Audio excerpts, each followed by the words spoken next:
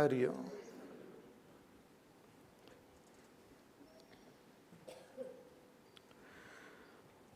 So Gita Sugita Kartavya Kim Anya Shastra Vistaraihi Ya Swayam Padmanabhasya Mukha Padmad Vinishruta. In Gita Mahima it is said that we have to study the Bhagavad Gita itself very well. Then we don't have to, even if we don't study other scriptures, it doesn't matter then. Because Gita is the essence of all the scriptures and it is revealed directly by Ishvara himself, who took avatar as Krishna. So whatever is said in the Vedas, in the Upanishad, the essence of it is revealed in Bhagavad Gita. And what is said in the Upanishad? After so many mantras and so many words are there in Upanishad, but the essence of it is only given in one sentence, and that is Tattvamasi, or Aham Brahmasmi, or Prajnanam Brahma, Ayam Atma Brahma. These are called Mahavakya, the great statements which reveals the essential teaching of the Vedas, the Upanishad. And what is the essential teaching? It tells us who we are. What is my real nature? Who am I? My own real essence is revealed in the scriptures. Just as we analyze an object or a matter and try to find out what is its essence, what is it made up of. Similarly, when we analyze ourselves and try to find out what we are made up of, it becomes very difficult for us to do so by ourselves. The scriptures and those who have realized this truth, they reveal to us that the essence in me is not ordinary, it's divine. It is something eternal, infinite, everlasting. And it is called in Upanishad Brahma. So I am Brahma, I am infinite, I am that supreme reality. That is what is said in all our scriptures. That is the essential teaching. It doesn't talk, it may talk about the world, it talks about so many other things, but essentially the main theme which is conveyed in all the Upanishad is that I am Brahma, you are that Brahma.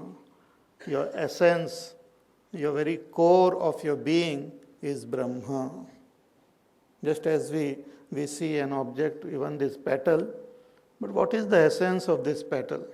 If we go deep into it, we will find that it is made up of some molecules. If we further go inside, we will find that these molecules are made up of atoms. And again, if we go deep into those atoms, we will find that it is made up of energy, pure form of energy. Energy itself packed together, packed in a small space is like matter. And that matter or atom, many of those millions of atoms, they form those molecules and form these petals. But when we look at it with our gross eyes, it looks very beautiful, like a beautiful petal only. You cannot see the molecules, you can't see the atoms, but essentially it is atoms, it is the energy which is experienced as this petal. Similarly, externally when we look at ourselves, we are this body, we are human being, we are man, animal, not animal, but the different forms are there. Man, woman. But what is my essence?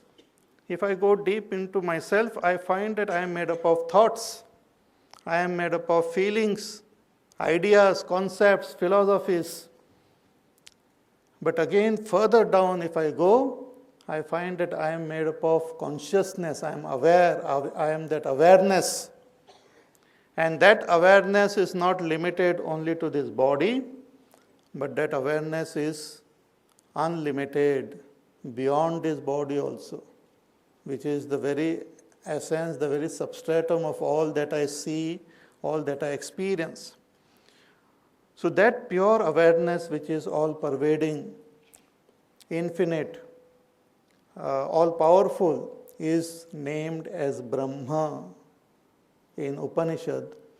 And the Rishi Munis, they say that you are that Brahma, I am that Brahma, Aham Brahmasmi, I am Brahma. Now this is a very small sentence, Aham Brahmasmi. Just as in science also you have very small tiny little sentences and they rule the scientific world for a long time. Sometimes they are disproved also. Like the great statement of Einstein, E is equal to mc square, very little. You can write it on your finger also, E is equal to mc square. But to understand the essence of that statement, you have to study a lot. You have to contemplate a lot and do a lot of experiment. And then one realizes that yes, what is said is true. Nowadays they are trying to prove that it is also false, that something is there which is faster than light. Similarly, this little statement, Aham Brahmasmi, has to be experienced mystically in ourselves, not mistakenly. We experience it in our thoughts that I am Brahma, but it should be mystically experienced. It's like saying that I may talk about sleep, but the experience of sleep is something different. Similarly, one may talk about Aham Brahmasmi, but the experience of Aham Brahmasmi is something different. And that is what we have to ultimately experience.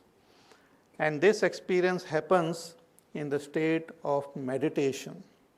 So all our spirituality, all our sadhana leads us to the state of meditation in which one mystically and intuitively experiences that I am that Brahma. Once that experience happens, then that person is called an enlightened person, enlightened being. So this is where all the scriptures are leading us, including Bhagavad Gita. Now this one statement, Aham Brahmasmi, I am Brahma, is explained in detail in Bhagavad Gita. So I had said in the beginning of our this first chapter also, that this Bhagavad Gita is like a commentary on this Mahavakya, Aham Brahmasmi.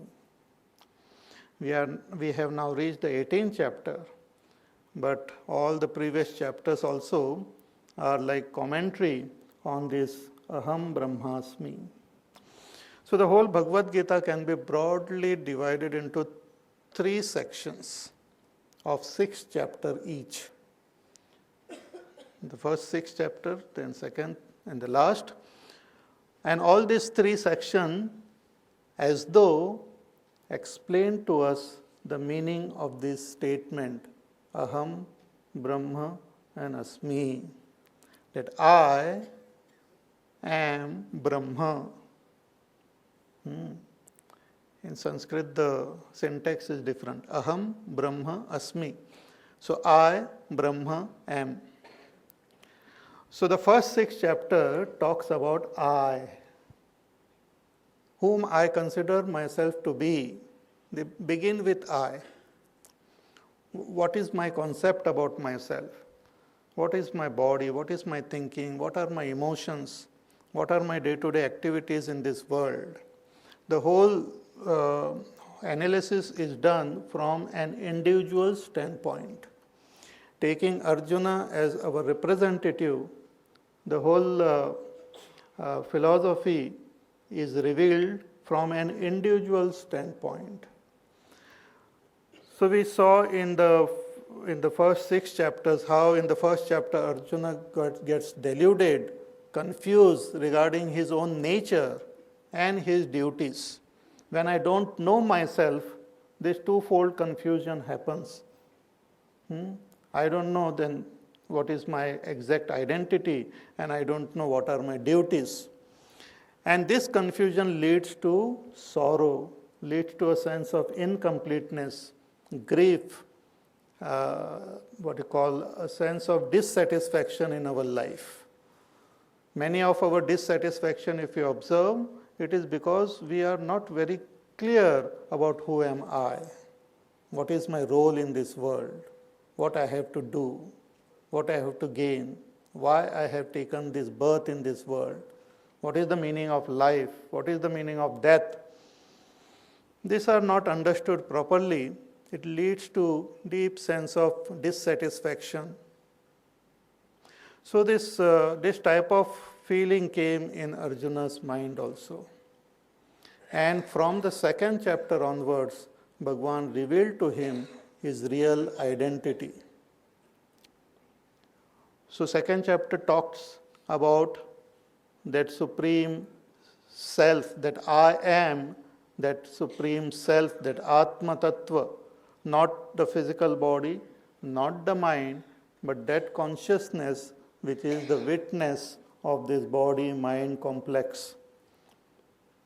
Arjuna obviously did not understand what Bhagavan was telling him because he was not ready for it. He was not prepared for it. He was totally confused in the battlefield, and here Krishna is smiling at him and saying that you are that pure consciousness. You are never born, nor do you die. And the war was about to begin. People die in wars. And here Krishna was saying that you don't die. You have never taken birth and you don't die. So Arjuna was totally, amazed and wonderstruck and little confused also.